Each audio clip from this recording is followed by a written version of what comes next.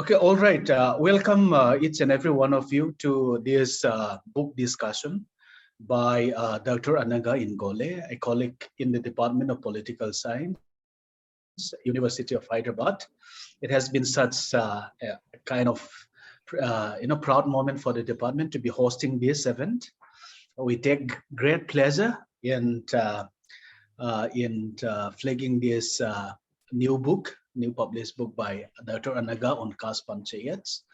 Dr. Anagha did his studies from Jawaharlal Nehru University. She worked briefly at a college in Agartala in Tripura, and she was a Fulbright postdoctoral research fellow at Columbia University.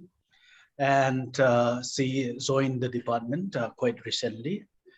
And we are delighted and very pleased that her book on Caste Panchayat has been published by Palgrave Macmillan, London, and that she has agreed to discuss her book today. So her book would be discussed by two discussants before we open it up for Q&A in the course of this book discussion by Professor P. Thirumal and Professor Sowmya Dechamma. Professor P. Thirumal is professor and he teaches at the Department of Communication. He has written several influential articles on the history and theory of media, enabling histories of technologies and communities. He has also written extensively on Northeast studies, especially on the Mizos and on issue of caste discrimination in higher educational institution. His latest book is a co-edited book on modern Mizoram, which was published by Routledge in 2018. Professor Thirumal had been the Dean of SN School of Arts and Communication. Professor Sowmya Dechamma is currently the head and professor at the Center for Comparative Literature at the University of Hyderabad. She teaches comparative Indian literature and cultural discourse in contemporary India, and her research interest includes literature of India, translation studies, the politics of languages, and Kodava performative cultures. She joined the she joined the Center for Comparative Literature in 2004. And prior to that, she taught English at Jamia Millia Islamia in New Delhi. Professor Sowmya also was Fulbright Nehru Academic and Professional Excellence Fellow at Queen's College, City University of New York, during 2019-20, where she taught the course on modern Indian literary culture and conducted research on understanding the modern in Queen's College, City University of New York. We have Dr. Ratnam, K.Y. Ratnam, who would be chairing the session today, and Dr. Ratnam also did his studies from Jawaharlal Nehru University. He has been teaching at the Department of Political Science, University of Hyderabad, where he also concurrently holds the chair of Center for Ambedkar Studies. Dr. Ratnam has also taught and worked quite extensively on Ambedkar and on Dalit studies. It has been a pleasure as well as an honor for the department to have these distinguished panelists to deliberate and discuss on the book by Dr. Anagha Ingole. Before I hand it over to Ratnam, I would like to thank each and every one of you for being a part of this very, very interesting book talk. I hope you'll be having a very fulfilling as well as engaging book discussion today. Over to you now, Dr. Ratnam, for the rest of the proceeding. Yeah, thank you, Professor Swam. I think indeed it's a great honor for me to chair this one of the important book on contemporary politics in India. the Caste Panchayats and Caste Politics in India by one of our youngest colleague, Dr. Anagha. In fact, I don't know.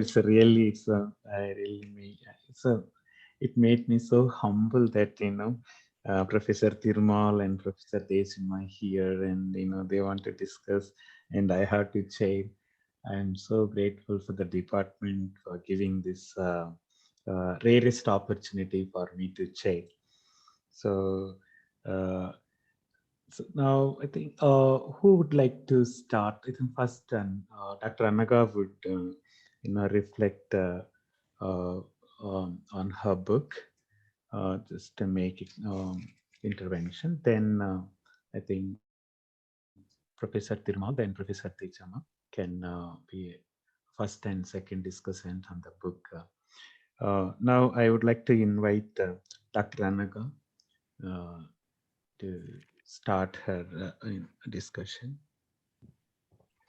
Sure. Thank you. Thank you, Dr. Ratnam. Thank you to the senior professors who agreed to read my book, and I'm really looking forward to their comments. So what I'll try and do in, I think the 20 minutes that I have is sort of give a brief overview of the major arguments and what I try to do in the book. I'll begin by speaking about the very subject of my book, which is the Caste Panchayat. So Caste Panchayats, or Jat Panchayats, as they are widely known in India, have typically been understood as caste-based justice dispensation bodies, though they've come to recent attention in the national imagination for inflicting gruesome violence against couples opting for choice marriages outside of their own caste and trying to police the domestic and public lives of women by the use of communal force. I've tried to show in the book that such an understanding is based on our limited understanding and encounter with these panchayats in the context of 20th century Indian polity, and also due to an act of methodological slight in the scholarship on caste. So depending on which era you choose to study these panchayats in, they seem to have been preoccupied with different concerns contingent upon the needs of group preservation. In the book, I have tried to trace this evolution in some detail, but what makes this interesting from the point of view of the study of politics, and that's what I want to focus on today, is that these concerns have been deeply linked to the outlook of the political authorities in respective periods, and also towards caste governance in general. So I sort of identified three reasons for why I think it's productive to look at the Caste Panchayat in a temporally and conceptually expansive way. Firstly, I think it gives an explanation of why these bodies have a social sanction despite being extrajudicial, and given that their working often contradicts the aspirations of the young in the community. Something that really perplexed me when I began this inquiry. More consequentially, the power of social ostracization or social boycott that these panchayats hold has something very significant to offer us to understand the political life of caste in India. This is because of its connection to the ritualistic aspects of caste, from where ostracization originates, and the way it has been used to regulate not just the social, but also the political life of its caste subjects. Secondly, I think this kind of study exposes a conceptual move that was made in the 1960s and 70s, when the study of caste in politics and its legitimacy had to be argued for. Now, this arguing was done by eminent scholars like Rajni Kothari in a context where the study of social sciences was heavy with the dominance of what we call the modernization theory. It is here that a sort of new conceptual category of the caste association gets introduced.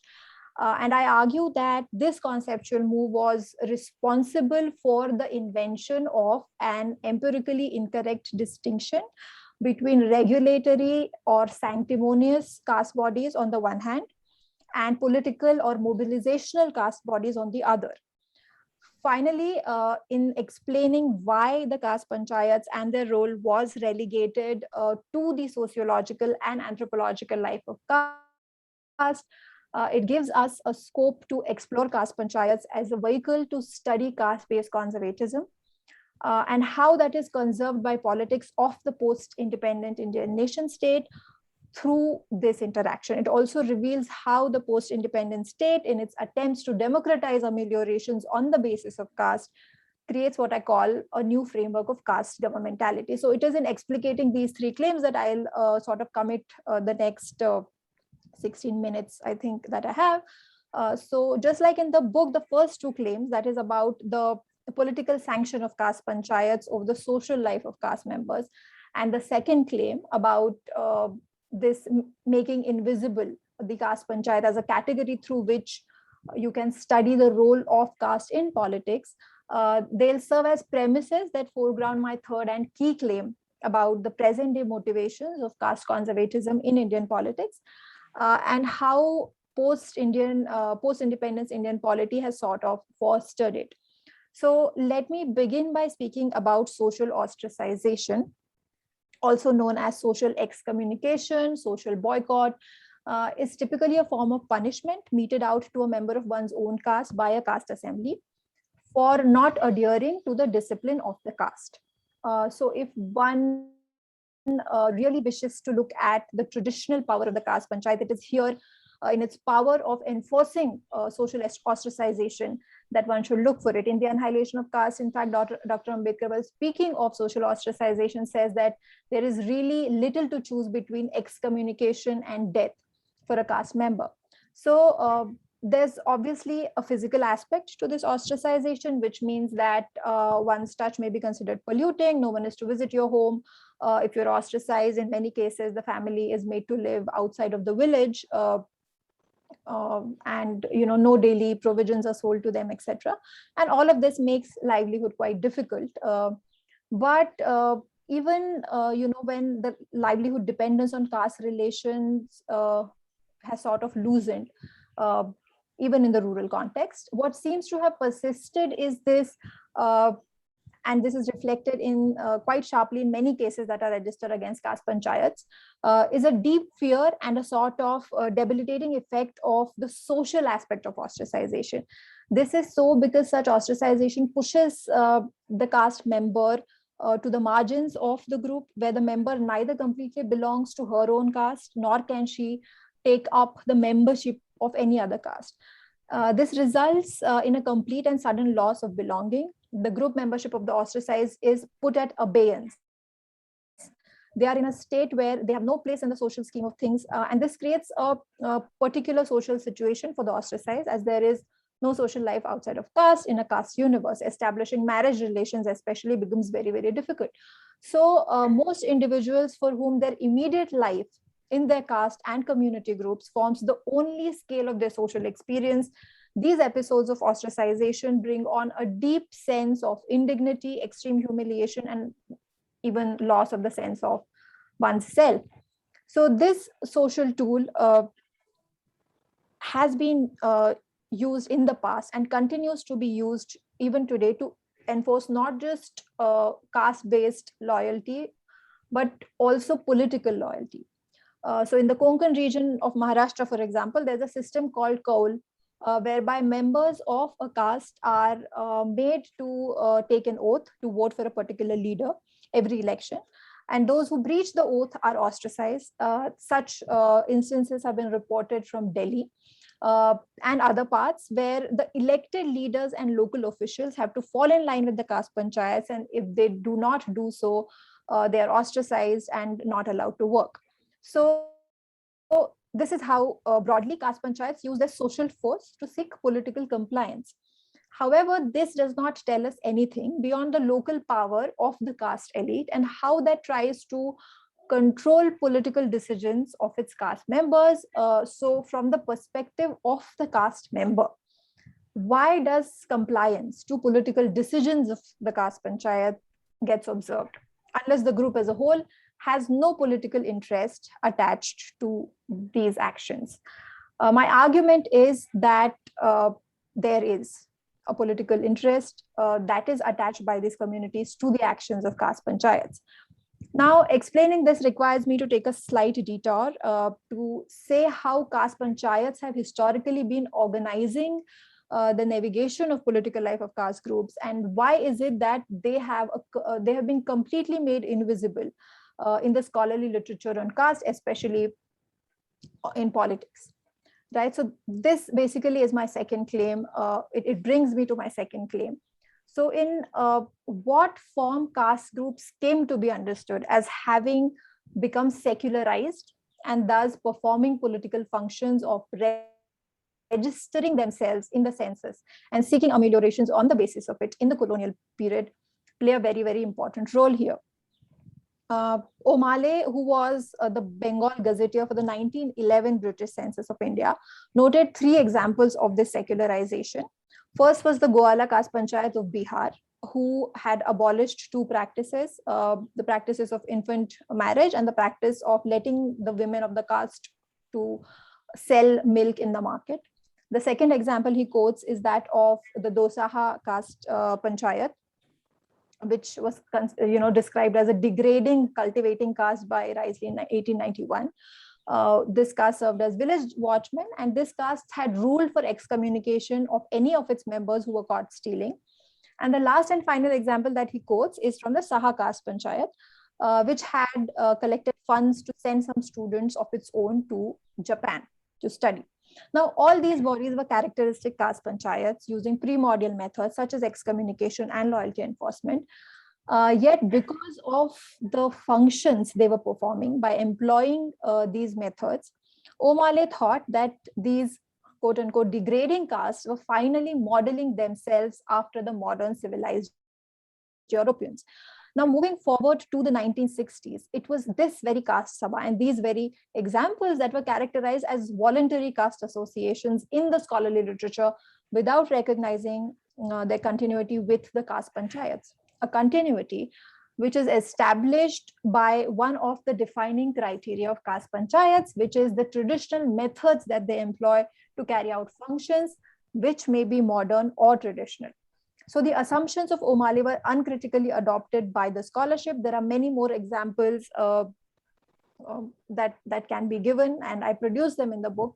And because of this sort of failure to get this defining criteria right, what the result basically is that the term caste sabha comes to be used interchangeably with this new term caste association.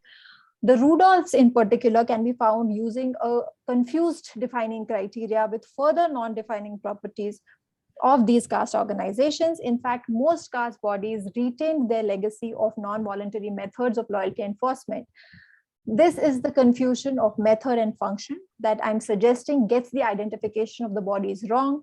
It is a confusion of what defines and identifies the body with the further descriptive property of it, which is not definitional.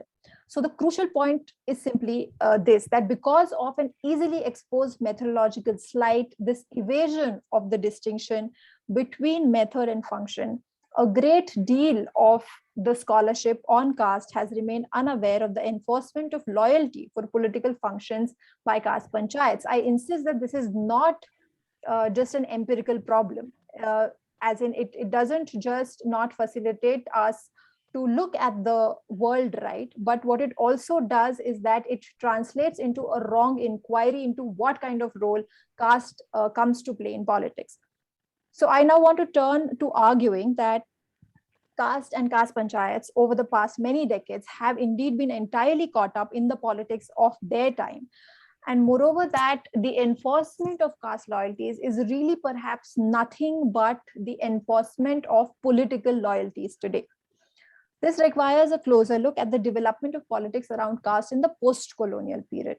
So for some decades or even earlier, what you have are jati clusters that came to have a special kind of prominence in the politics after India gained independence from the British rule as a caste phenomena. Jati clusters owe their origins to the formation of horizontal links between similar jatis in different regions of the country, seeking the advantage of greater numbers in the representational politics ushered in by India's newly formalized constitutional democracy.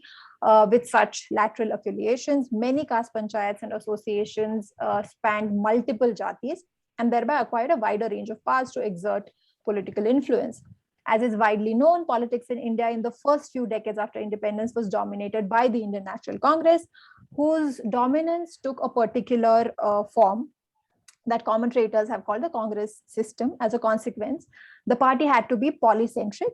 It had to have one kind of rhetoric and one set of political pursuits at the central or federal level, especially under Prime Minister Jawaharlal Nehru, articulating a quasi-socialist emphasis on class-based politics. At the same time, because of the party's failure to carry out extensive land reforms and due to several other reasons, politics at the regional level and local levels had to rely on mobilizations which were based on more traditional identities. Caste was thus given voice and extensive representation within the Congress party through its regional political outposts, even if it went against the rhetoric of the center. The Congress party's dominance over the first 3 decades after independence depended on this polycentrism, a unique mix of progressive ideology and pluralism based on traditional ties in the regions. It is at the regional and local levels that the local leaders of Jati clusters were central to what the Congress system relied on in return for the largesse of political patronage that the party provided these landed caste leaders delivered through their influence over their members. In a 1962 reporting from a seminar held by the government of Maharashtra for the first batch of elected Panchayat leaders of the state from both Zilla Parishad and Panchayat Samiti, which was the first set of elected rural leadership after the introduction of the Panchayat Samiti system in the state in 61. Siriskar, who interviewed these leaders, noted that caste panchayats were continuing to play an important role in the social political life of the rural community in Maharashtra. He notes that over 10% of all of these leaders were heads of existing caste panchayats. 21%, he says, were members of the caste panchayats, and he further notes that about 68% did not answer his question, indicating that they were trying to be more discreet than frank about it. This is 1961. Now, if we fast forward to 2017, from over 400 cases that were launched against caste panchayat leaders in Maharashtra just from 3 districts, it was invariably found that more than 1/3 of the cases were against that were lodged against the head of the caste panchayats. All of these leaders were also sarpanch of their panchayat samiti or leaders in the Zilla Parishad. Right. So there are therefore these continuities to be high level coinciding of interest in leadership and political activity between general panchayati politics of the village and the zillas and the caste panchayat. So now, does this mean that nothing has changed in the sense that Louis Dumont thought of caste as this never-changing continuous system? Not really. I think it means 2 things. It means rather obviously that the very nature of modern democratic politics in India never shed the centrality of caste that both liberal and left versions of modernization theory had assumed would eventually occur. But it also brings to light a specific twist that modernization theory gets. And this is a modernist transformation of caste and religion into a set of political identities. In 1962, when Siriskar was writing, the social life of Jatis was politically framed in Jati clusters, with caste leaders of dominant castes in multiple horizontally affiliated Jatis exerting their influence in the newly emerging democratic politics. But the caste elites who are exerting their power in 2017 are not from the same Jatis. They are not from the dominant castes, but largely from the OBC castes, the other backward classes. And the way they've been transformed into political identities is by a process, what I would like to call caste governmentality. This change was brought about in interesting ways with a new politics of what I call a political culture of benefits in the book. There is a larger global background to it of the Second World War generating a new ideal in Western nations of providing social safety nets, and the state became a site of dispensing welfare benefits of one or another kind. With time, along with class, socially disabled and historically oppressed categories were also brought under these policies. These ideas and ideals invariably reach the nation builders of colonized nations. And in India, historically oppressed castes, often categorized as depressed classes or scheduled castes and tribes, were an obvious category in the population who were granted constitutional protections and other guarantees due to the impressive advocacy by Baba Sahib. But this didn't really upset that upper caste dominance within the Congress, and the Jati cluster model persisted. What really seems to have changed this is the introduction of the Mandal Commission report. The Mandal Commission proposed a range of benefits for the OBCs because they comprise a majority of nation's population, and a whole new kind of politics emerged, overturning the stranglehold of this patron-client relations between caste leaders of Jati clusters and the Congress party of the early post-independence years. Specifically, the Commission's report resulted in a fragmenting of the Jati clusters into single Jatis, since each Jati among this lower peasant and artisan population now sought to claim the benefits that accrue to them. According to the state's list of which targeted castes for such benefits, this had a very powerful effect on the enforcement of caste loyalties. And caste panchayats of single jatis returned with full force as active enforcers of caste identity, because in order to be eligible for benefits, one's caste identity could not be compromised or dispersed.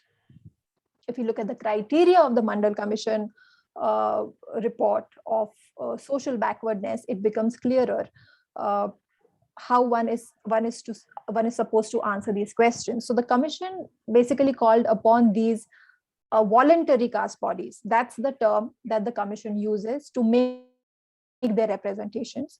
The household and the individual forms were filled under the supervision of these caste leaders.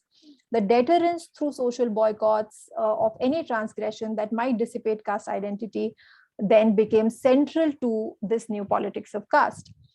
To just give one example of a caste cluster in Maharashtra that has undergone this kind of fragmenting in the post-Mandal era is the Bhatke Vimukta nomadic and denotified tribes with particular castes such as the Vanzaris getting themselves included in the OBC list through political mobilization forged by their caste panchayats. And these caste panchayats then make demands on political parties, and the same caste now in other regions of the state is making similar demands through their caste panchayats. So caste panchayats have thus become a disciplining body to bring the caste in line with state's policies for welfare style benefits along affirmative action lines. Thus it is that it's sort of Foucauldian biopolitics that goes hand in hand with the endogamy preserving functions of caste panchayats, representing a whole new era of politics in India that emerges as a nationwide fallout from the path-breaking report of the Mandal Commission. The point really is this: these enforcements of caste loyalty by caste panchayats in the service of preserving caste identities for the past few decades are now almost wholly a political phenomenon. It is biopolitics.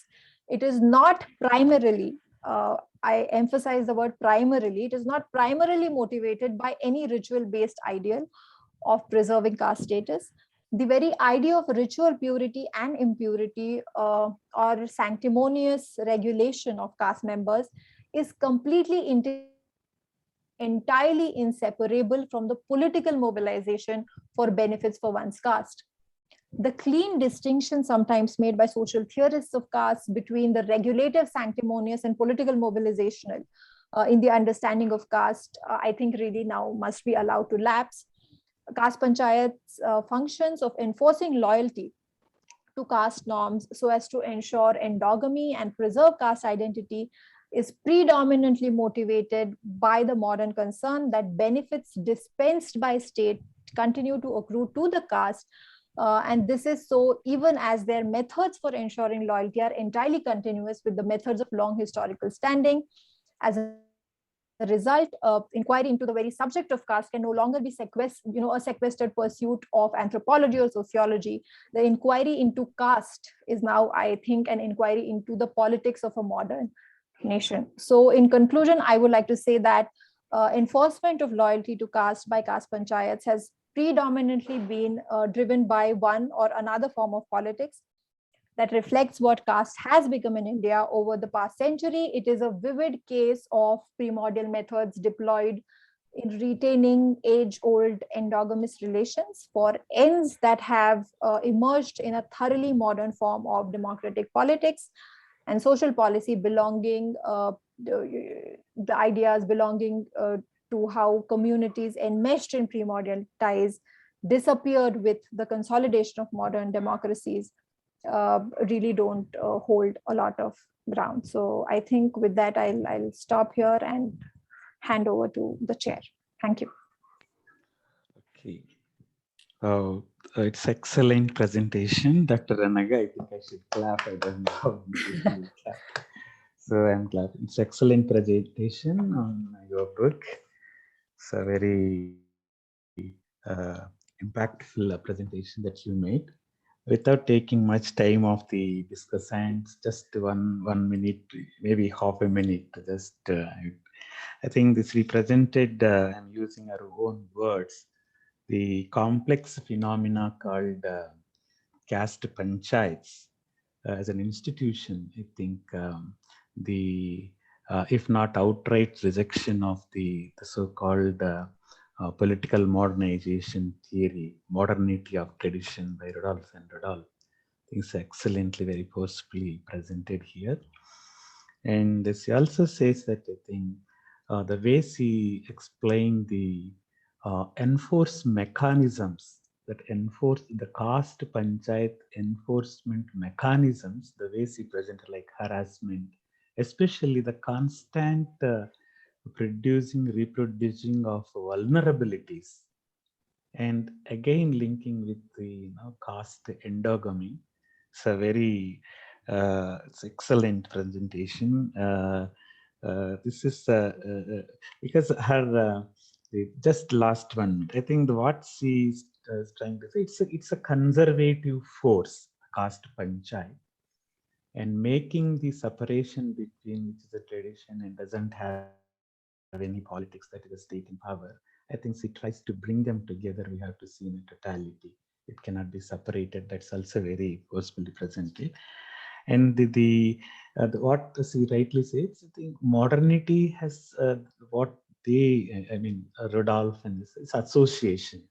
So it's a part of modernity. But if that is the thing, modernity could not eliminate, I think that's what she's telling them, could not eliminate the those, the caste, these are mechanisms. Rather, what she says, it is preserved by the politics of governmentalizing the caste. It's a really very, very important thing. So I'm sorry for taking 1 or 2 minutes for the great discussant. Now, I would like to invite Professor Thirumal to take on as a discussant. So, thank you. I thank the Department of Political Science for inviting me to this discussion. I am very thrilled to read Anagha's book, of course, as a non-specialist and not as a specialist. I recognize the book as a very serious, powerful, and also in a certain sense, an explosive work. It's a timely work in the sense that not because the reason that Anagha just mentioned about its high visibility of the caste panchayat, the kinds of punishment that meted out, but also in some sense a certain kind of warning to the of lower caste en masse marching into the right-wing politics. It's actually a certain introspection of caste identity politics, I would think. The book is primarily about the articulation of what she just mentioned caste solidarity is based on pre-modern methods. The coercive nature of caste solidarity is a concern, and that coercive nature, she talks about it as a conservative character of Caste Panchayat, which is very different from the political life of the Caste Panchayat. In some ways, she's not just reducing it to a low caste issue, but she's saying that it's a negative evaluation of Indian political democracy in the larger sense of the term. For me, the book is a critique in two important ways. I do not follow her scholastic disputations with many of the scholars, but I get the sense in which certain paradigmatic ways of talking about caste politics and is being interrogated, and she's developing finer arguments, finer logics to engage with those questions. So at one level, it's about scholastic disputations, but at another level, it's about a lived life of caste. It's about violence, it's about endogamy, it's about boycott, it's about a whole possible life world experience that is wrapped up within the locus of Caste Panchayat. So she is talking about how, with what restraint this possible world experience is being wrapped up by this institution called Caste Panchayat. At some level of generality, Anagha seems to suggest that caste in general and Caste Panchayat in particular are grounded. I'm using slightly larger categories. She has more specific categories in the sacral as much as in the temporal. The temporal being the state, the temporal could, in the first part of analysis, could be kings, but later on it could be the Indian state.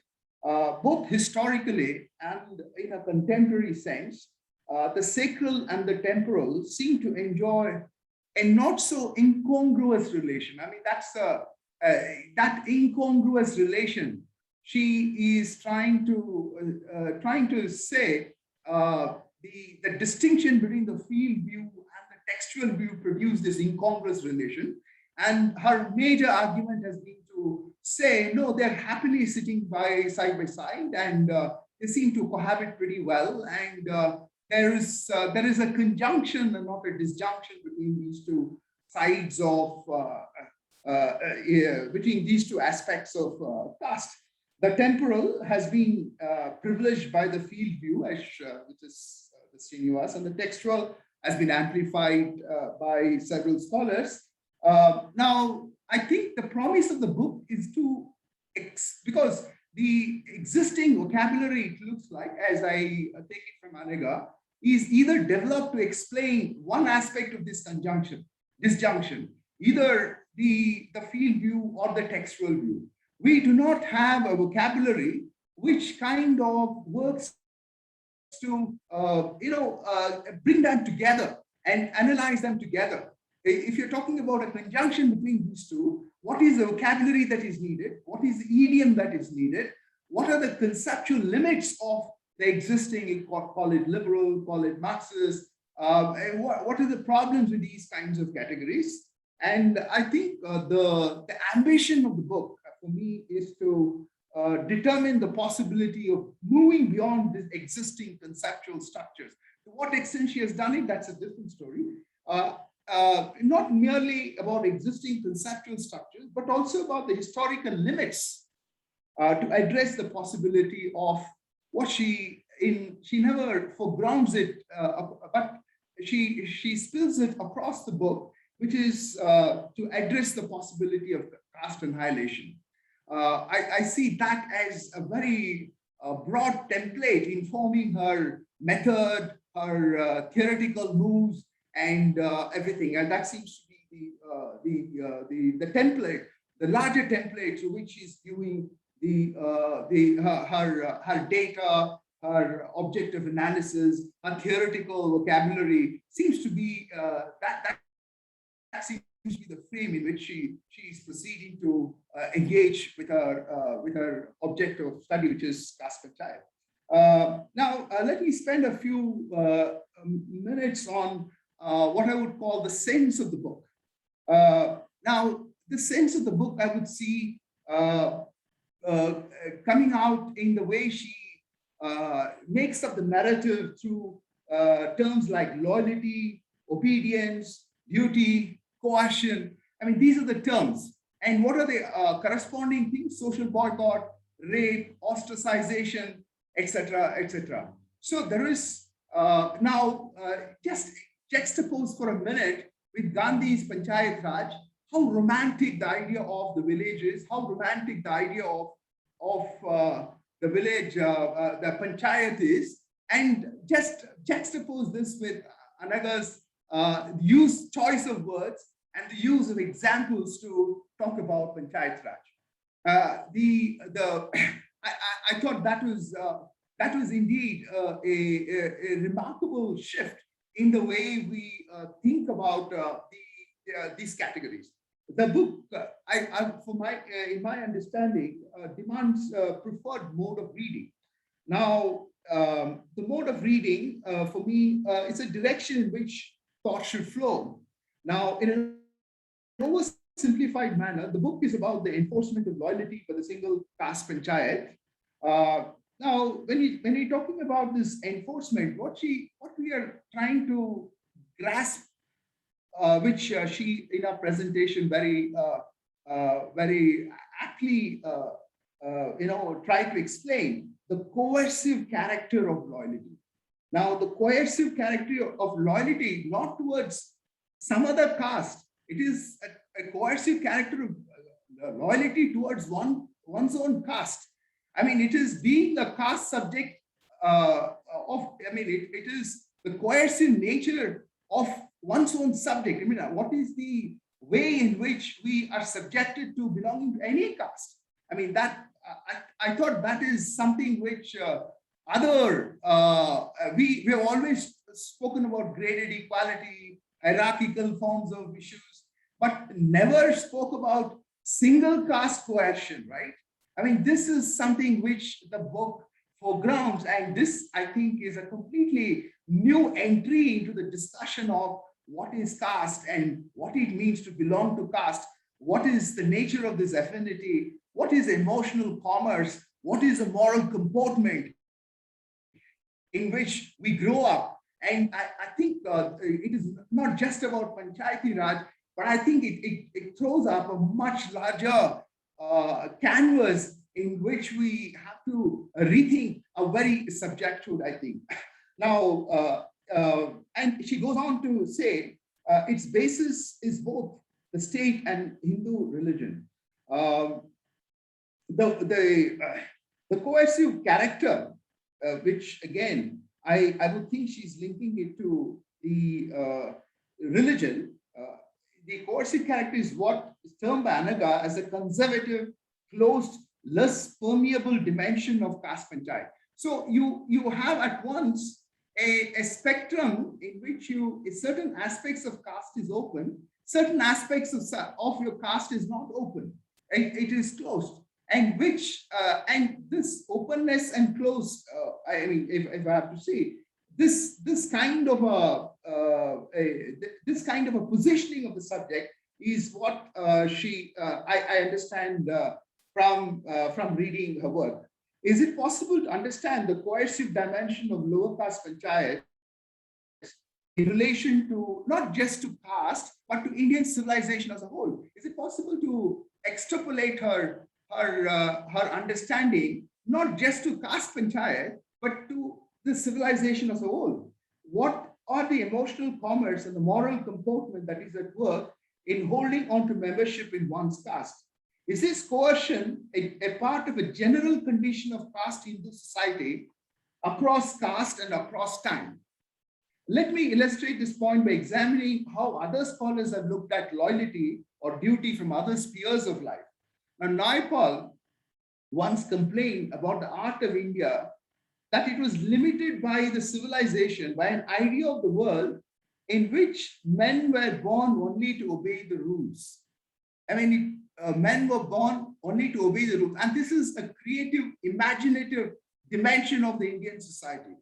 It is, and he is saying, in that world, men were born only to obey the rules. In a similar manner, Sheldon Pollock, commenting on the role of Shastras in poetics, observed, besides the extraordinary taxonomical interest and procedures of the metrical text, what struck me most forcefully was the novelological character of the handbooks, the apparent homogeneity with which they treated the subject over some 2,000 years, and the very keen attempt throughout this period on the part of the poets to approximate the work as closely as possible to the Shastric stipulations. I brought in expressive arts to show how widely Shastric codification of behavior was represented across the entire cultural spectrum, how vast were its claims to normative influence. Of course, Anagha says that religious doctrines are not good enough. They need to be enforced. But I was just wondering, Anagha, the force of internalization versus the force of enforcement. What you're referring to, 400 case or 500 case, is it something that could be a very small amount of stray cases in terms of the people who have internalized these norms? Are more people subjected to internalize these norms, or there are more people who think they're going to violate these norms? I was wondering, is there a voluntariness involved in this as well?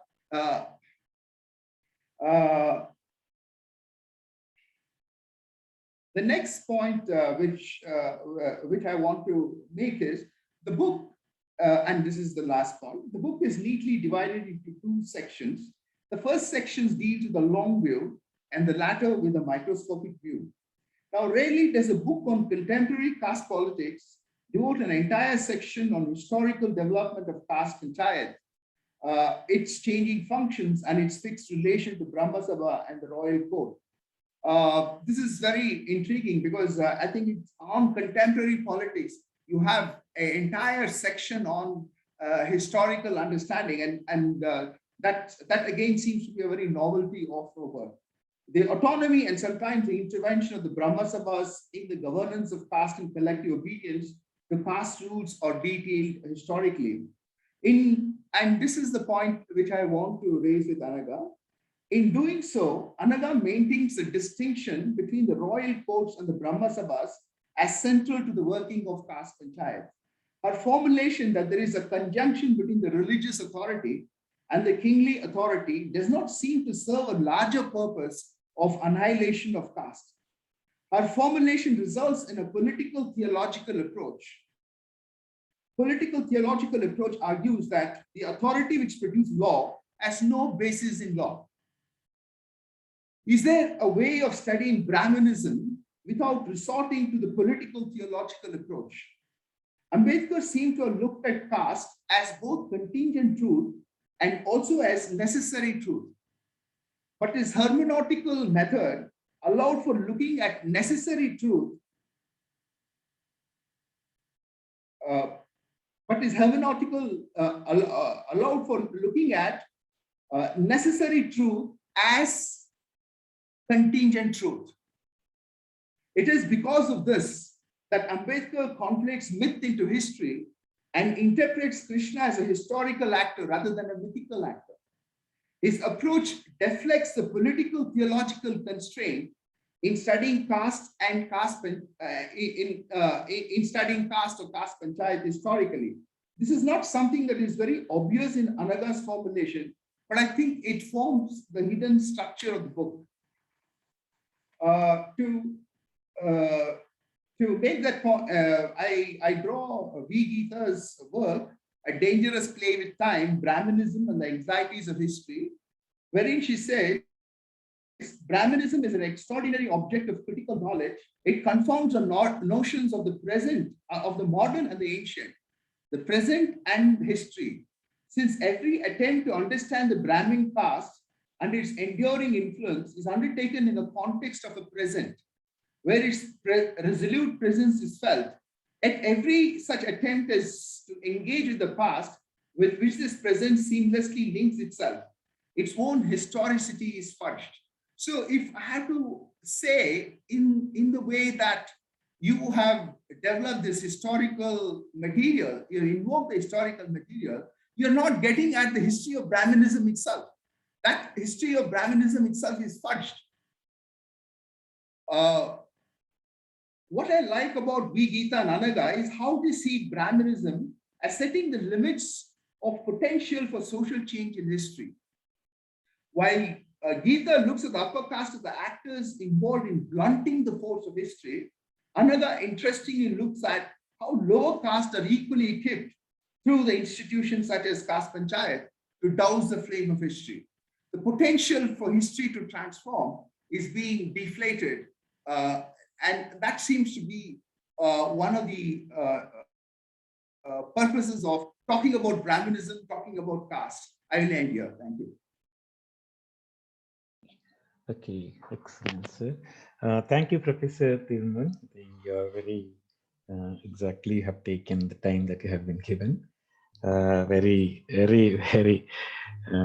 I think you raised certain questions. I think maybe at the end, Dr. Anagha would try to answer them. But some of the questions that you raised are very interesting in the book. Okay, we expect that Anagha would reflect at the end of the lecture. Now, I would like to invite Professor Sowmya to have her presentation. Yeah. Thank you, Professor Ratnam. It's good to see you and good to be amidst all of you. I should thank the Department of Political Science and like Thirumal said, for bringing in outliers, so to speak, one from communication and other from comparative literature to discuss something, in fact, which breaks disciplinary boundaries is how I would see Anagha's work as well. I also would like to thank the Department of Political Science because such a discussion, I feel and I believe, is quite encouraging for members of faculty who have joined new, much younger to all of us, and creating an environment that's going to be cherished for long times to come. Thank you. I'll read out from what I have written. As I began reading Caste Panchayats and caste politics in India, I was acutely aware that my knowledge of Caste Panchayats was limited to my reading of newspapers. I, who largely study cultural discourses of community, focusing on the particularities, specificities, and using cultural texts and discourses, was quite at unease with regards to the overarching kind of generalizations that are possible within political science, and such kind of overarching generalization that is actually demanded by a study such as this. As I read on, I found that this book is not just eminently readable, but it does a good job at connecting specificities to the general, and more on this later. Anagha and Thirumal have charted out the major arguments, and that makes my job pretty simple, but I would like to summarize the work again here. For me, a major takeaway from this work is how caste is inseparable, right? You cannot separate caste, not only from religion, but also from politics. Now that's the bottom line of this book, how political caste is and how equally religious it is, and what operates within the framework. Sorry, and this caste also operates within the framework of the modern public secular sphere, what is understood as modern public and secular sphere. So there is a overlapping of religious, politics, and the modern secular public sphere. So So drawing from a range of sources, Anagha effectively argues that caste indeed has a religious basis and has always found state patronage. And this state patronage, be it monarchical or the modern nation state, it has always been patronized in one form or the other. Indeed, as she points out, this is the most effective manner in which caste has sustained, right? Through a legitimacy via religion and via state patronage. So caste has sustained itself to these two paradigms throughout centuries, albeit in changing forms. So then, what's the role of caste panchayats here? How do caste panchayats carry out this function of maintaining caste conservatism? This is a word that Anagha uses, caste conservatism, in the socio-cultural and political realm. In short, the question she addresses is, how do caste loyalties express themselves in the current political scenario? This Anagha does by exploring the long view of caste and also the specifics by studying the caste panchayats and also by exploring the textual, right? So, and all these three things is done using their connection with the state and their connection to the practices of caste groups. Using the material and locating this material in the Hindu text, remember, not just the spiritual, not just the social or the cultural, but the material that is located in the Hindu sacred text, using also the state records and using contemporary politics and practices. Anagha charts the practices of Peshwas, Marathas from Maharashtra and Jats from Haryana and also from contiguous regions to show how caste panchayats are in fact a morphed continuation of caste consolidation.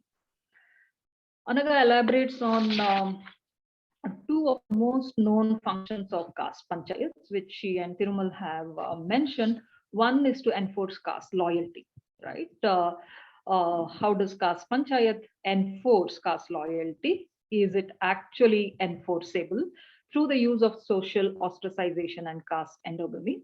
And via these two means, ostracization and endogamy, how do caste panchayats perform a political role that blurs the religious and the secular? Further, the book shows how this, I quote, how these ostracization and endogamy are remodeled as tools for achieving political goals by caste in a modern democracy. The social and political life of caste are thus not two different frameworks, but are quite directly integrated, where caste in its sociological sense is a category for biopolitics through which the state imagines and operates a political culture of benefits, unquote. What comes out as a powerful insight after an analysis of post-Mandal politics and its relation to the prevalence of caste panchayats is how panchayats and modes of governance have subverted the transformative agenda of annihilation of caste. So Anagha basically is arguing that the subversive potential of lower caste organizations towards annihilation of caste is effectively almost stalled by this consolidation of caste loyalties, right? Anagha argues for a reimagination of our politics where empowerment, in her words, is not tied to primordial identities like caste, but we need to envision a future where annihilation of caste cannot or is mutually inclusive alongside amelioration of caste, and thereby discarding the conservatism that operates within today's caste-based politics. So throughout the work, there is a conscious and also a necessary dismantling of binaries. This is one thing that I really enjoyed observing throughout the book, right? There is all through the book in various chapters, there's a conscious dismantling of binaries that many times we take for granted.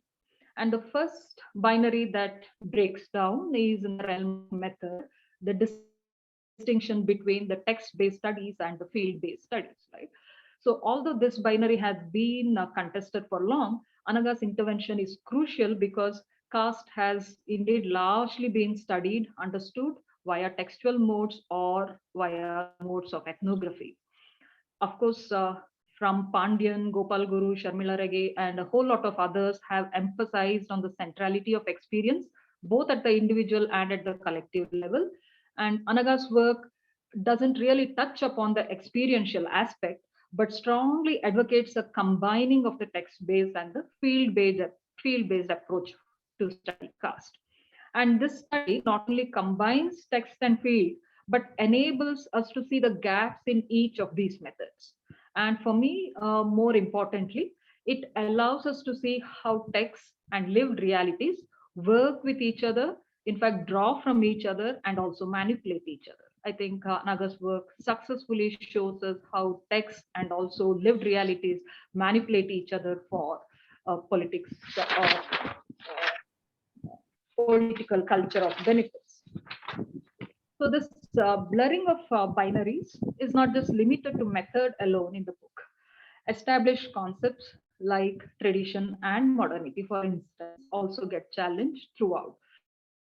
Now, do we understand caste as tradition, which implies that we need to understand caste as difference, although recognizing the hierarchy within which it operates?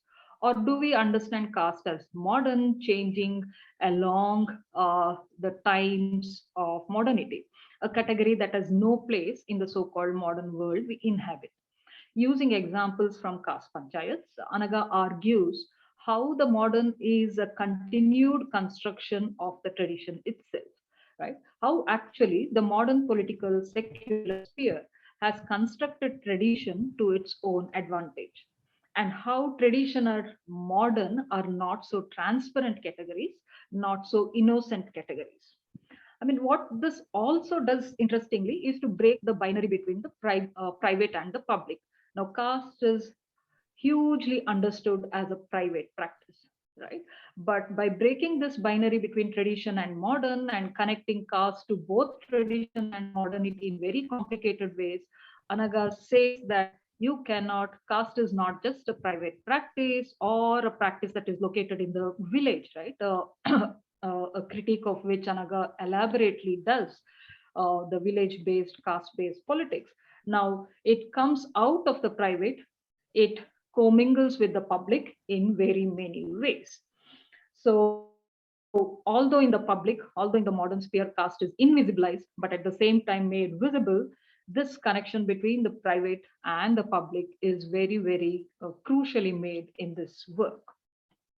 So alongside the breaking of the tradition and modern binary, the private and the public binary, what comes across is the role of the state, right? From the times of monarchy to the times of the modern nation state. The dominant understanding of monarchy as a traditional state and the nation state as a very modern state gets very unsettled here. So Anagha using analysis from various regions, rulers, states, points to how both the monarchical state and the modern nation state have used caste conservatism, and this inevitably works and reinforces the casteist patriarchal ideologies. Now, the state, what this implies, and I think what is quite important in this argument, is that the state has always been casteist in nature, right? Whether it is the modern nation state or whether it is the monarchical nation state, both are characterized by caste. So it is here that the role of the material sphere comes to the fore. Caste moves beyond the social or the spiritual, and it is making its intervention, or it has already always made an intervention into the political fore. But this movement, right, between the social and material, what it does is to essentially consolidate the material. So therefore, the book convinces us that to argue caste as outside the religion, caste as traditional, without material political interest, does not hold true. It is material, it is as much material as it is political. By doing this, the book also offers us a critique of conventional Marxism without stating it so that connects caste to class in a very seemingly uncomplicated manner, right? So religion is no longer the superstructure. Here, religion works very consciously with the material and the political interest, and in fact ordains everything else. What was quite revealing to me is the role of the intra-caste collectives. Thirumal spoke about this, about loyalty to our own communities, right? If not caste, what is this that enforces, or is it voluntary uh, association that we tend to make with caste? Although all of us, many of us question caste loyalties, there are anxieties, and we are torn between a certain kind of loyalty and certain kind of questioning of our own communities, our own the groups where we grew up with. So what's actually revealing is that how this intra-caste collectives, right, like caste panchayats, although arguing for an elevation of their caste status, are also conservative at the same time, but by being conservative, they are in turn legitimizing the caste hierarchy. So at one level, you are arguing for an elevation of your caste status, but at the same time, you're also kind of legitimizing the caste hierarchy. So this is something of a contradiction that is not resolved to me, even though even after I read the book, but perhaps Anagha can address this, right? And this also is connected to Sanskritization, the contradiction with Sanskritization, and I'll raise this issue again.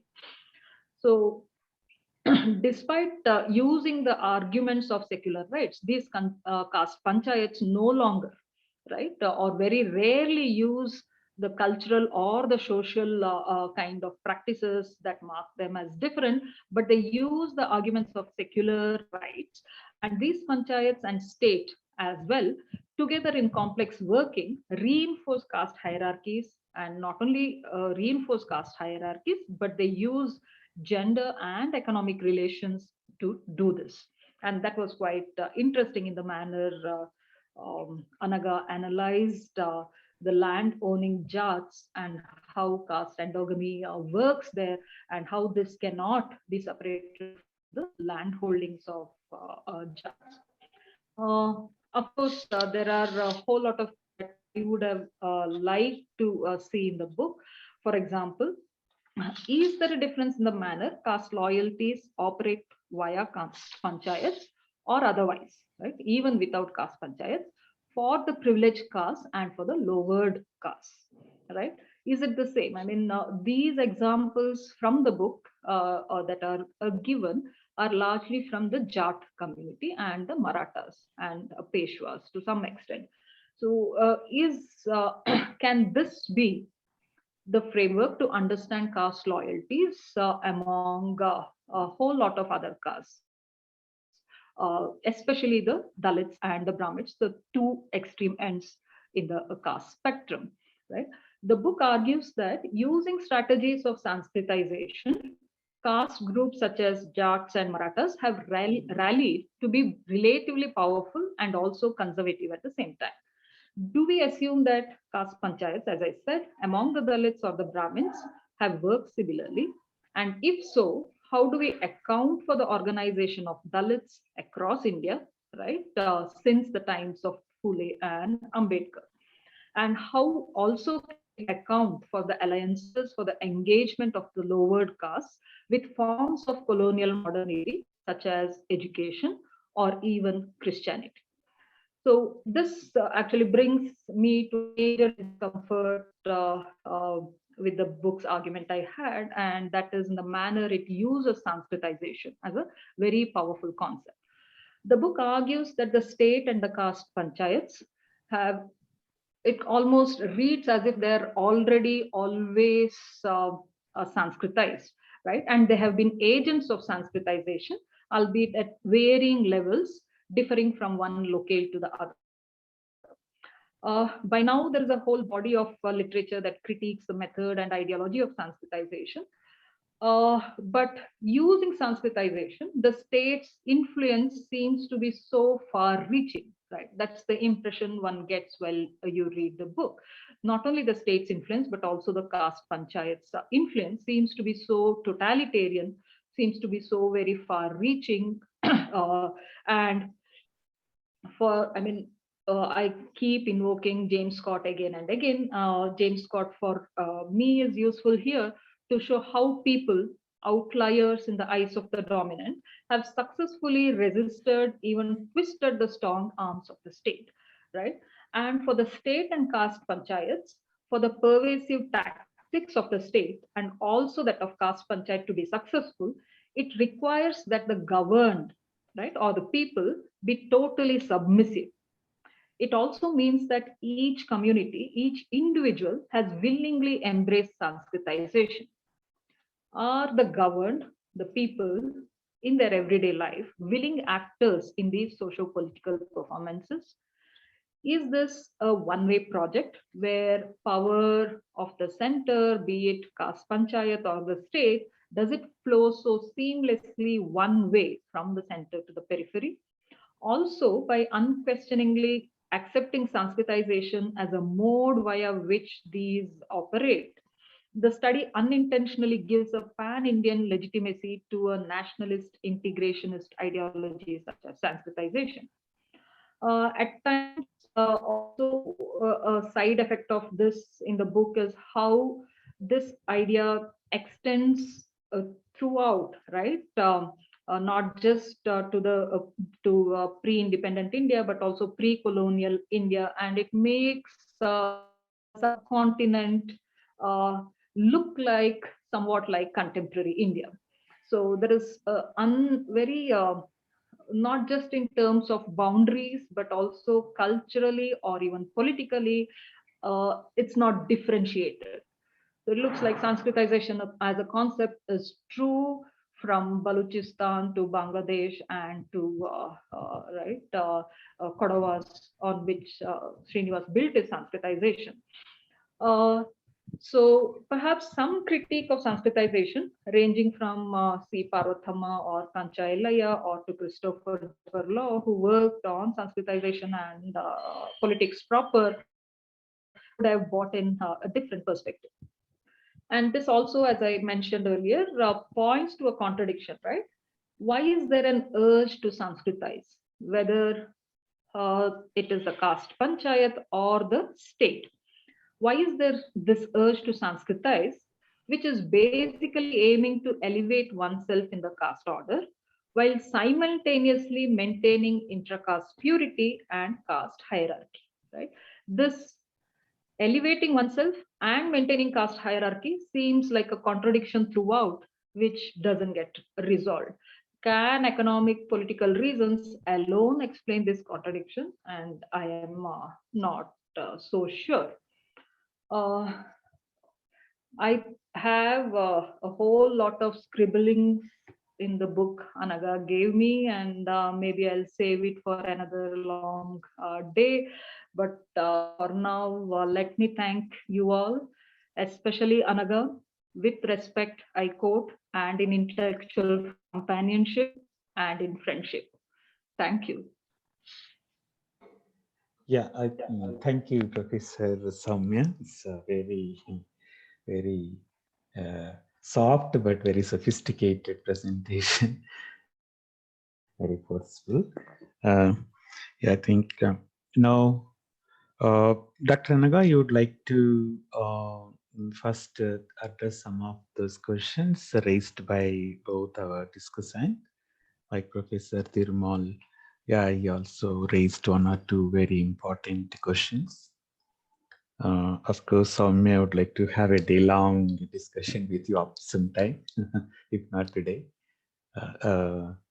So you'd like to first take, then we open for the others to have, because I know questions in the chat. So after your reactions, then we will ask the audience if they have any questions to take on you, or for you, or for the discussants. First, I'll invite Dr. Anagha to just respond for both the discussants. Is it okay? Yeah, sure. Yeah. Thank you to both Professor Thiru and Professor Sowmya for their, first of all, for reading the text so closely and for their and for raising such important questions. I am not sure whether I can really give a very reflected upon response on everything that they have raised, but I'll try and touch upon some of them. So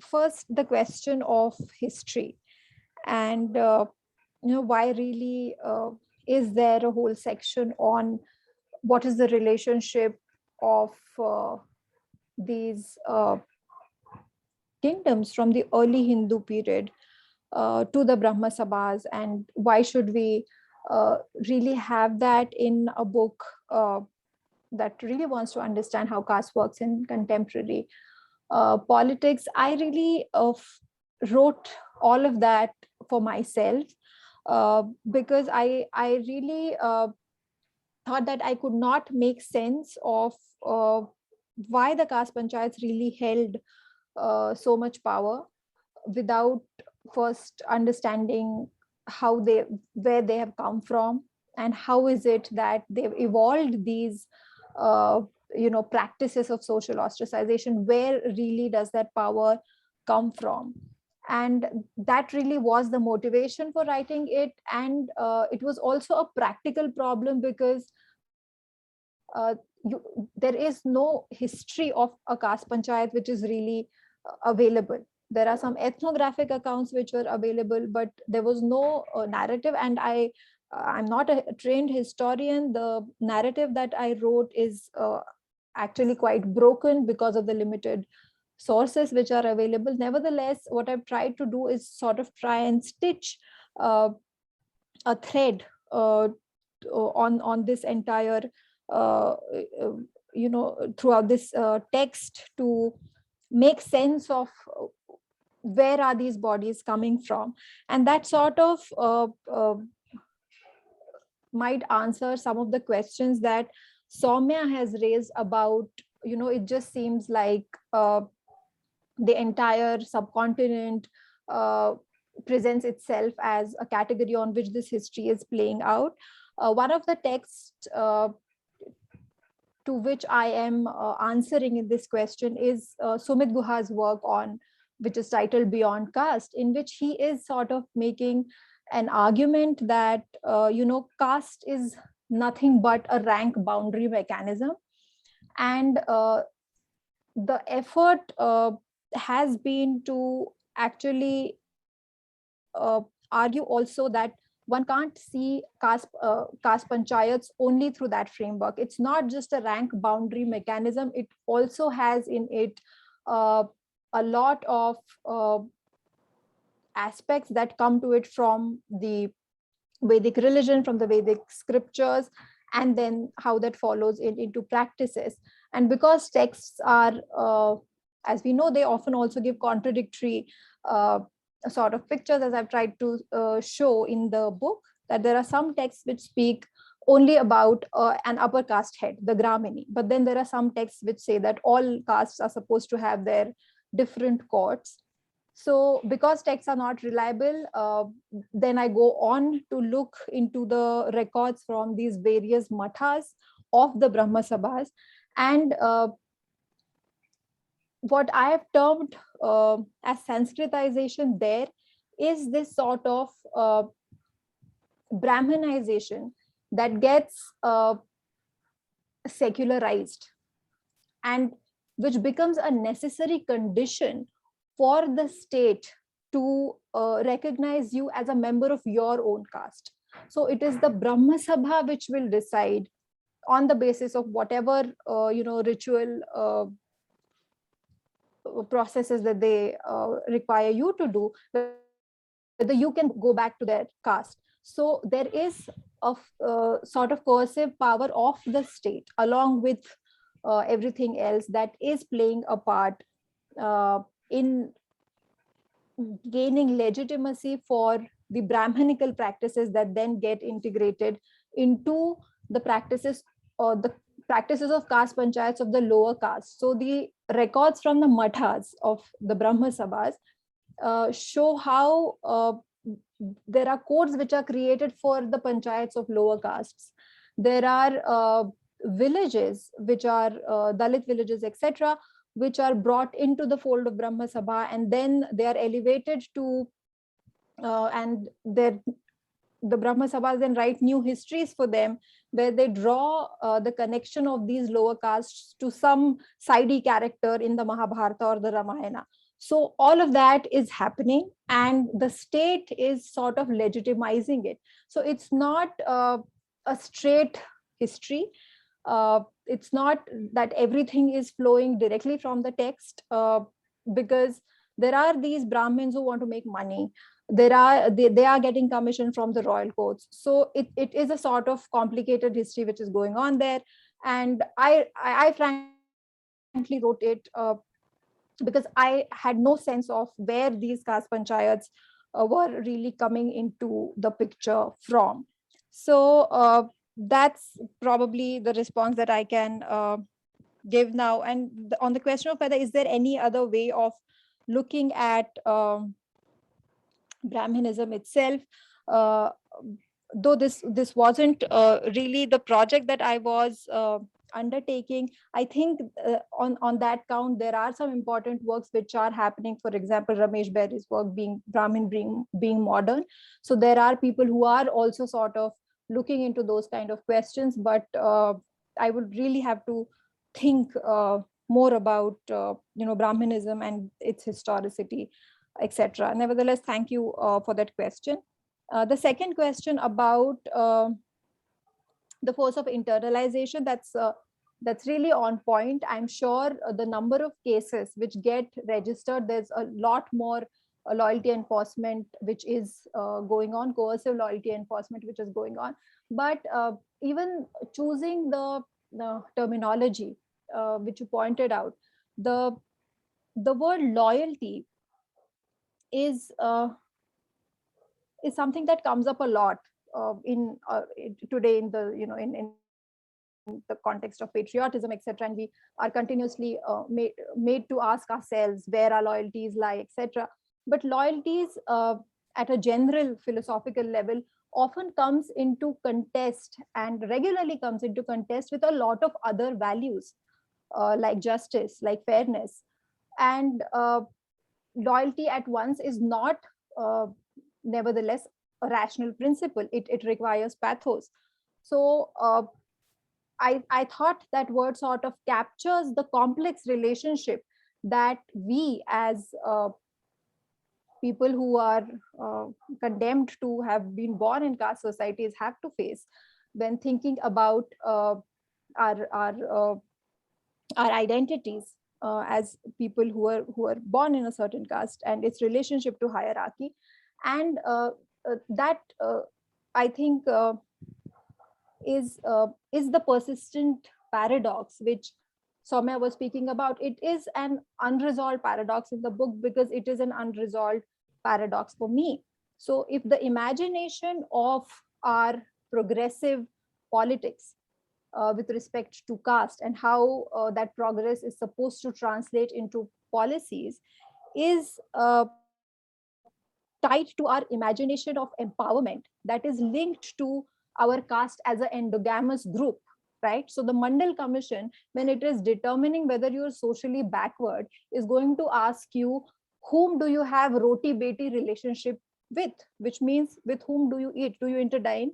With what castes allow you to dine with you? Who marries your daughters?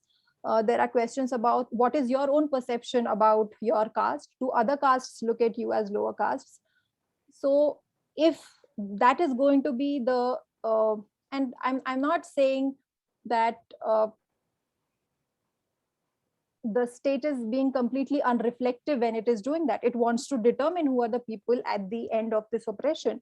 But when that is the criteria through which my empowerment as a group is going to be, or the ameliorations granted to my group is going to be attached, then I would do everything in my power to preserve those characteristics of my group.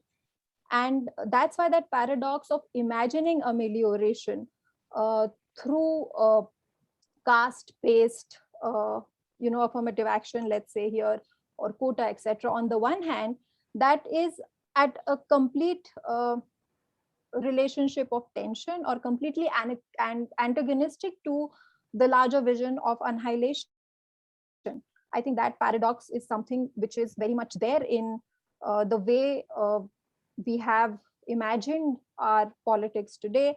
And today we see this sort of caste-based pride, or individual histories of castes which are being written with the same logics of hierarchy, with the same logics of Brahminization, and using Sanskritization. So I am aware of some of the work which has happened on the critique of Sanskritization. It's not that one day all lower caste people wake up and they think that we want to become like these people. That's not how it works, of course.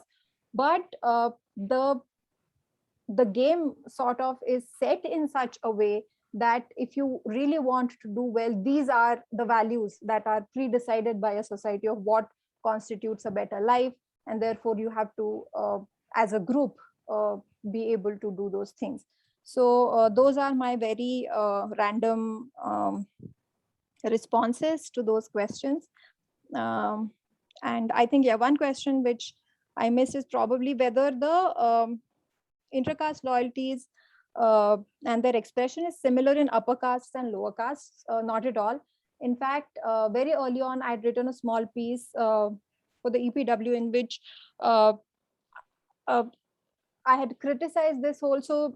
The Anis in Maharashtra, the Andhashraddha Nirmulan Samiti, they have this whole exercise where they go to these small villages and they either report to the police that these people are holding panchayats, and or they go and talk to them and say that you should not do it, otherwise we'll report you to the police and all of that. And all of these panchayats are mostly of the lower castes, lower caste panchayats, but they can never do that to upper caste panchayats because they are more sophisticated. They can name themselves as housing societies, which will not allow people who do not eat certain kinds of foods into their building or societies. They have a lot of sanghs which are given secularized names, and they use secularized non-caste language. So the way they work is of course more sophisticated, and you have all of these mandals, sanghs, etc., at least in Maharashtra, for upper caste people. But nevertheless, this kind of intra-caste loyalty enforcement does happen within some Brahmin castes, at least, that I know of. But it is becoming more and more like the incidents can be noticed more in these castes, the OBC castes. But yeah, it also happens in Dalit castes, especially in the tribals. There's a lot of incidents. And I have in the book somewhere tried to argue about how the Vatan system sort of was important of why it is so dominant among the tribals. But yeah, whenever we have that long conversation, I think we could speak more about it, Sowmya. So yeah, excellent. I think I'd stop there. Yeah, I think it's good. I think what Professor Thirumal sir asked also is what I answered almost the vocabulary that we would have or not. I think you answered the distinction that between book view and field. I think you answered, and the other question almost related, that also you answered, that political theology. But I can probably go back and write it down and send it to them, because that's good. It's I a lot think you to think answered about. Yeah. Professor Sowmya also asked it. I think I did correctly understand that she raised it. The idea of Sanskritization itself is, it includes the nationalist integrationist idea. Mm-hmm. How do you that also? Later, maybe we can take it up. So, thank you, Dr. Anagha, for a good response for the discussants. Because I think Professor Thirumal said it's a highly explosive work. Yeah, really exploded, really. Because in a present context, most of I think it's a very timely work, as you rightly said. Because now there is a dilemma that whether we should go for caste census or not. Most of them are, even the present government itself is not openly coming up with that. I think this book also has some thing to say about it. We wanted to have a caste census. Now, I'll open for the discussion. Yeah, I think Dr. Sneha already kept a message. Okay, there is a one shot. Yeah, raise hands, but no hands are raised, no questions. Maybe it is a caste. Oh, okay. Oh, there is a big.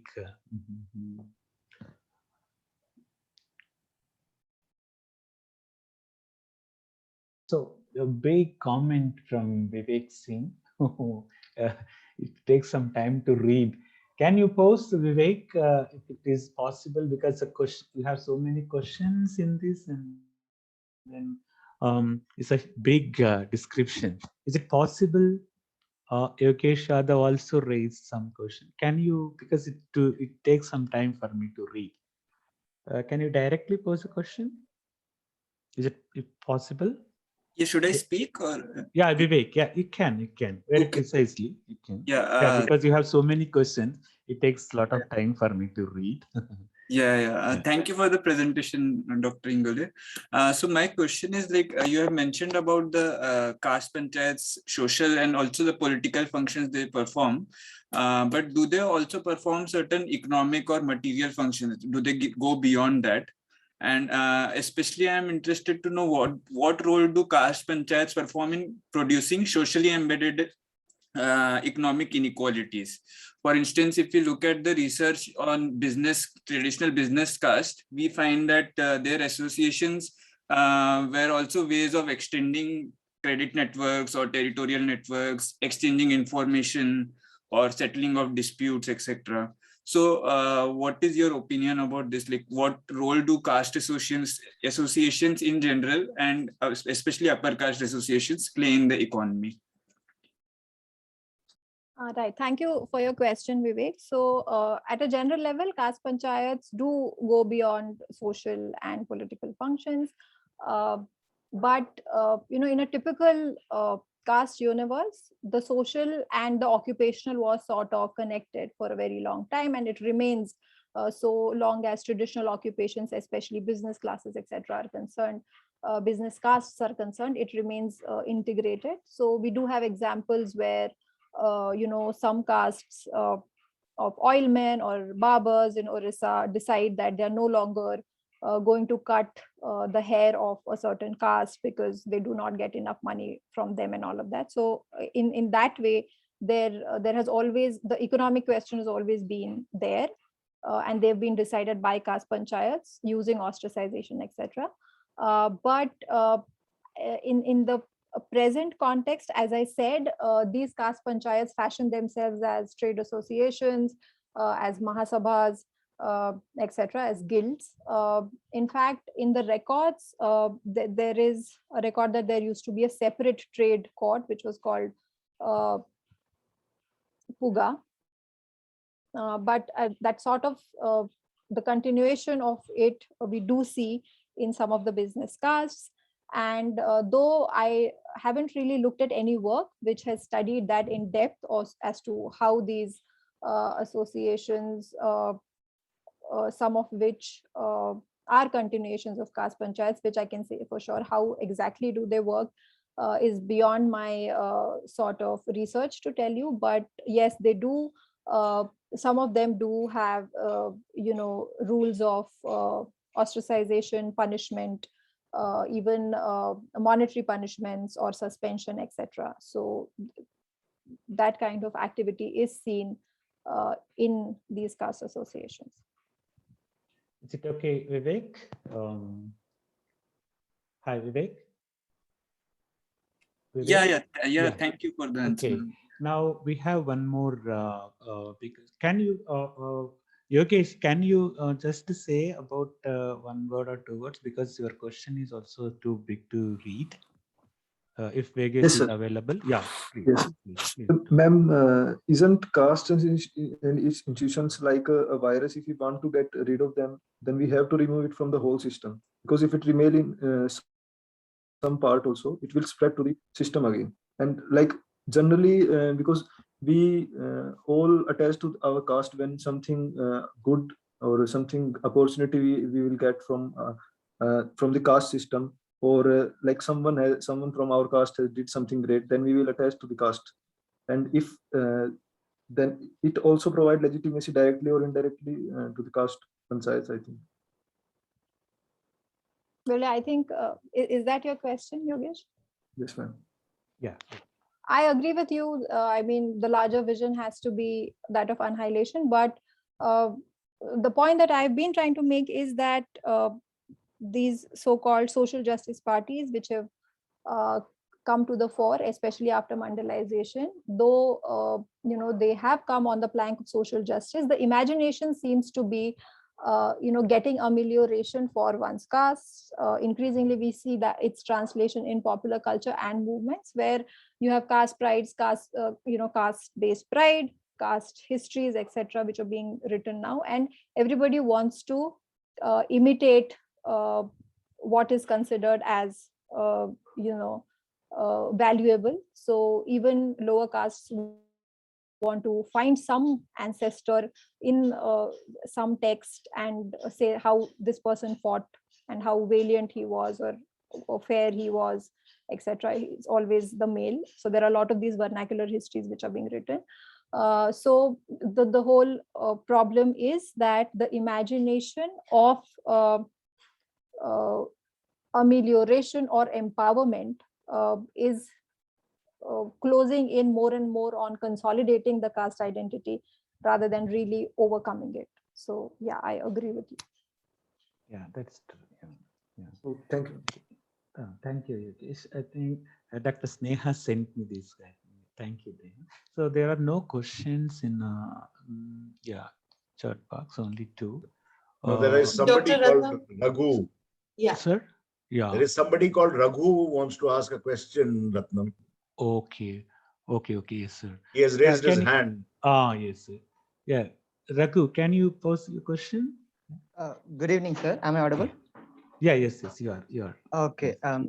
Firstly, Anagha ma'am, it was really an intriguing text that you have produced. I really confess that I did not read the book, but the title, when I heard about it, the title itself was very interesting, and that pulled me to attend this lecture. And I just asked my questions on the basis of whatever that I have tuned to for this last 1 hour or 1.5 hours. So firstly, what exactly is the role of the caste in playing the politics? Because is it the cultural supremacy that imitating the culture of the higher caste would bring the lower caste into power, or is it the economic position, the elevation of economic position? Will that give some say in the society, in the arena of politics, or is it something like numerical strength? Whichever caste have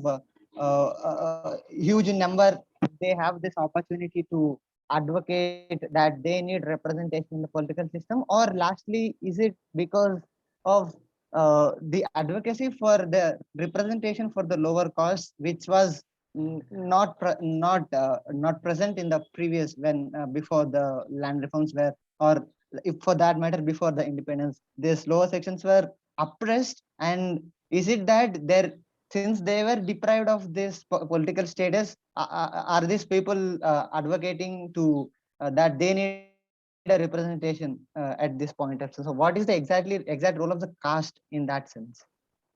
Okay, first of all, thank you, Raghu, for your interest in the work. And you asked very big questions. And I think what I'll try and do is answer them from what I've learned through my study of Caste Panchayats, to be specific on those answers.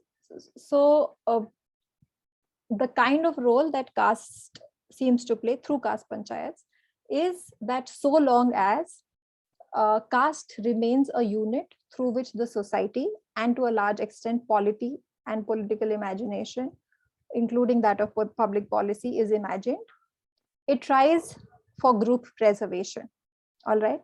And in that, it uses a method which is coercive of social ostracization, but it performs all kinds of functions. So you have castes in Rajasthan, caste panchayats of Dalits who come together and say that, we are not going to do this work that the upper caste want us to do, and they decide that together and they don't do it.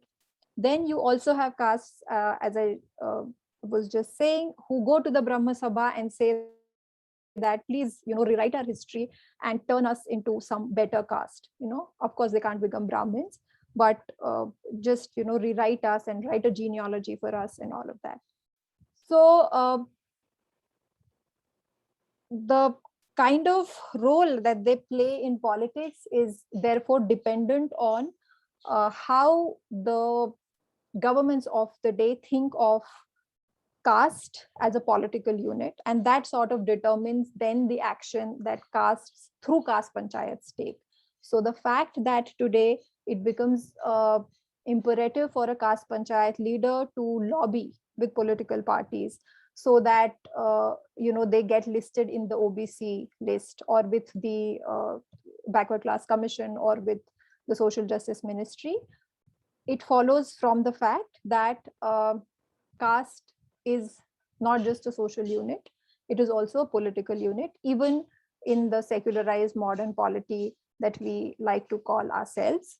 And that is not just a comment on how the modern nation state imagines politics and political categories, but it's also the continuation of how things seem to have been happening in the larger historical context. So that is my response. Okay. Ma'am, just an observation regarding that. You said that it sometimes depends on how the present day government think about the role of the caste unit. So you also spoke about the caste loyalty. So keeping this caste loyalty into the picture, where does this initiation start? If a caste is in very huge number, and the initiation or the pressure can be built up from the caste itself, because the parties wants they play the vote bank politics. So can the initiation also become come up from the community too? Well, this loyalty is largely, as I say, it's an enforced loyalty, because if it wasn't an enforced loyalty, you wouldn't need something like social ostracization or violence, etc., to ensure that people stay in the fold. So what I'm trying to argue is that there are new motivations of this enforcing of loyalty that are created by the modern polity. And these motivations have changed over time. And therefore, in terms of initiation, I think in a context where you have more and more privatization of all kinds of resources, including jobs, etc., and as I said, these parties who like to call themselves as front runners of social justice, etc., are only imagining politics in terms of quotas, affirmative action, etc., without really questioning anything else. It becomes imperative on somebody, let's say, to be able to imagine amelioration only on the basis of one's caste, and that may sort of initiate one into then giving into that loyalty for non-enforceable reasons. So yeah. Thanks so much for that elaborative answer. Thank you so much. Thank you, Raghu. Okay, thank you. So now we have one more from Hima Bindu. She appreciates your work. At the same time, she would like to. Hima Bindu is available. Are you available?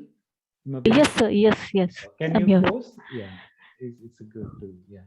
Yeah. So I was your presentation. I just kept wondering about the recent phenomena that I've been following, where most of these OBC organizations and individuals who are heavily who were initially ideologically left Bahujan, and who have also contested from this newer political formations which were based on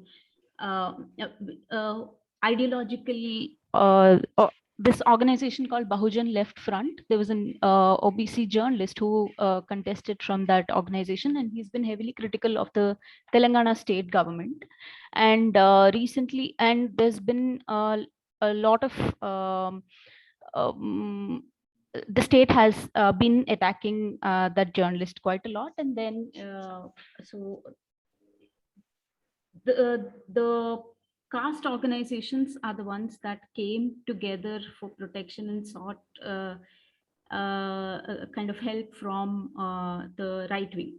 So basically, I'm giving this background just to understand how you would like to see this increasing instances where OBC organizations or individuals seek support from the right wing to get protection from the immediate state operation from the state government. Oh, okay, yeah. Okay. So he wants to take from Telangana case. Yeah. Okay, thank you. So first of all, I'm not saying that you are implying this, but we do have caste organizations which are not necessarily caste panchayats. So these may be really, voluntary caste associations which have nothing to do with social ostracization, enforcing loyalty, and all of that. And secondly, I think this question emanates from a sort of understanding that, certain sections of social groups cannot sort of cross over to some ideologies, and we've seen that that's not how politics has worked out in India. So it's so there are lots of OBC caste organizations and OBCs which are voting for the BJP. And in fact, I was describing how for a long time, Congress politics went hand in hand with the caste panchayats. And today BJP has sort of replaced the Congress. And what BJP has done is that it has really mastered. So if the Indian National Congress was the sort of champion of the Jati cluster pattern of caste politics, BJP's strength lies in the fact that it has really taken care of the Jati fragmentation. So the newer OBC caste organizations and their further fragmentation is very much in line with the BJP's current way of looking at democratization. So I don't really see that as an aberration. That is something that is happening across the country, in fact. I believe that crossovers are like, I mean, I'm not against, I'm not saying that crossovers shouldn't happen or you should stay ideologically true through and through. But I was just more interested in trying to understand how this caste organizations vis-a-vis versus the state and the nation, region, caste kind of interplay to see how these caste solidarities kind of work. So if you think if there is a need for you to protect your protect individuals or from the immediate state, like the say Telangana state government, then you seek support from something which is maybe more powerful, which is like what is the party at power at the nations. So I'm just trying to see how caste operates and in these regional hierarchical levels and political formations. Right. So I think that's an interesting observation. And we do see that, and we do see examples of that explicitly or implicitly throughout Indian politics, where you have caste groups from a certain region, and if they think that they are not being heeded to and their interests are not being heeded to by the party in power in the state, they have gone to the party in the center. Maratha politics in Maharashtra has done that for the longest time. So yeah, I think that's an interesting observation. And I agree with you that though caste as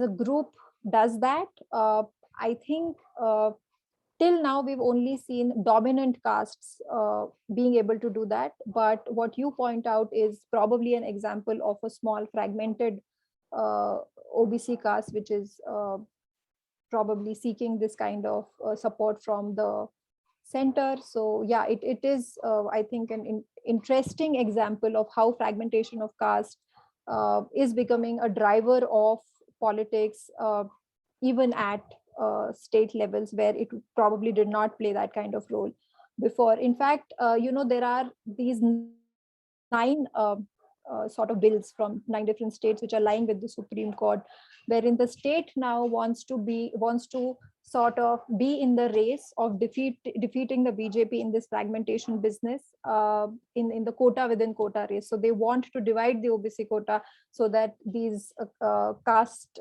groups who've been with them don't sort of shift their vote. So it's a sort of competition, and it looks like the race to the bottom, but yeah, let's see. Oh, yeah, it's okay. I'm sorry, sir, Professor sir, do you have anything? Because I should have invited you first, but I'm sorry, sir. You'd like to respond, sir? Hello. No? Hello, sir. Yeah, you would like to respond. No.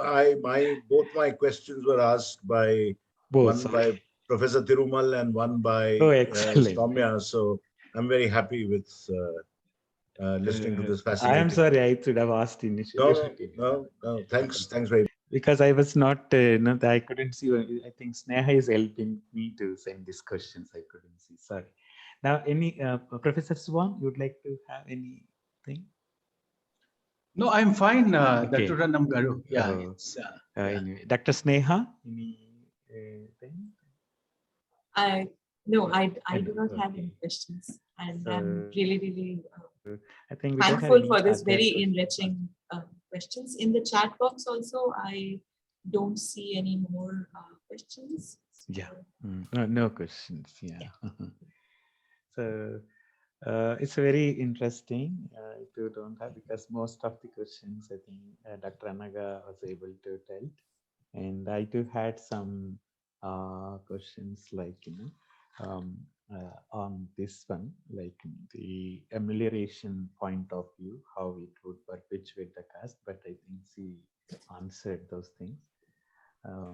Now, since there are no questions from either from the chat box or others, so now I would like to invite Dr. Sneha to propose vote of thanks. thank you very much, Dr. Ratnam. Thank you, first of all, to the discussants for being so forthcoming and prompt in accepting our invitation for this book talk and for their fascinating interventions.